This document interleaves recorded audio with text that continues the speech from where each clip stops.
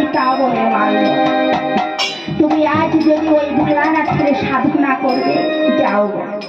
তাই আজ ছোট রানী ভোলা সগুণ রাজার চরণে প্রণাম করে সেই দক্ষিণ দেশের তপবনে গিয়ে আজ সেই বৃক্ষ তলে বসে ভোলানাথের সাধনা করছে।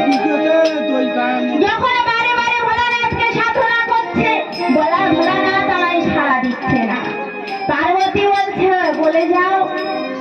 বলে যাও প্রভু, আজ আমি ধ্যানস্থ হলে জানো সেই ধরায় আমি এসেছিলাম।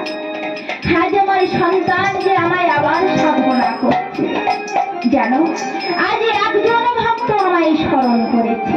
ও প্রভু, যখন এই জগতে ভক্তরা তোমায় স্মরণ করেছিল আমি তোমায় যেতে দিয়েছিলাম, কিন্তু যখন একজন ভক্ত তোমায় স্মরণ করেছে বলে যাও আমি কেমন ভাবে তোমায় যেতে দেব? যাও না, একটিবার যদি তুমি আমায় কথা রাখো, আর আমি কখনো তোমার কাছে বলবো না আমি ধরাই যাব। আর আজ বৃক্ষ তলে নয়নের জল ফেলে ফেলে ছোট রানী বলছে, প্রভু এই জগতে যে তুমি আর আমার আপন হয়ে গেছো, যদি একটিবার তুমি আমায় দেখা না দাও ভুলে যাও কেমন ভাবে আমি এই ধরাই থেকে আমি তোমায় সাধনা করব। একটিবার দেখা দাও। আজ ছোট রানী নয়নের জল ফেলে ফেলে বৃক্ষ ধরে কেঁদে কেঁদে বলবে, ওকে প্রভু, এই জীবনে তুমি আমার সার, এই জীবনে তুমি আমার প্রভু। জানি না আজ আমার ললাটে কি লেখা আছে প্রভু, যদি দেখা দাও তাহলে আজ আমি ধরাই থাকবো, না হয় আর আমি থাকবো না। তাই কেঁদে কেঁদে মনে আবেগে বলতে লাগে, জীবনের সার তুমি প্রভু গো আমার, প্রণাম জানাই আমি চরণে তোমার। জীবনের সার তুমি প্রভু গো আমার,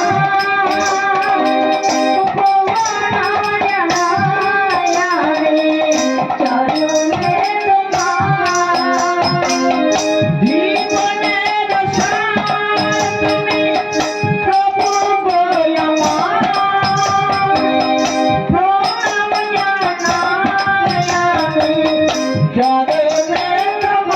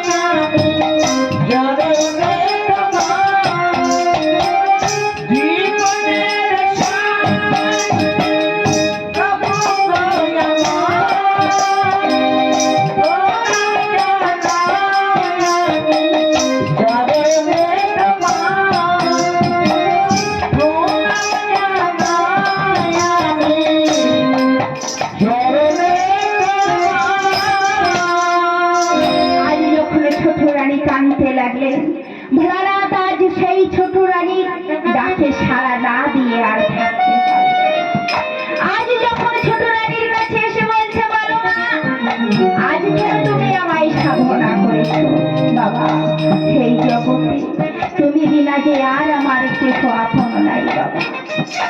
আজ আমরা দুই বোন তোমায় সাধনা করেছি, কিন্তু আজ তুমি দিদির গর্ভে সন্তান, আজ আমি নিজে মা হতে পারি না।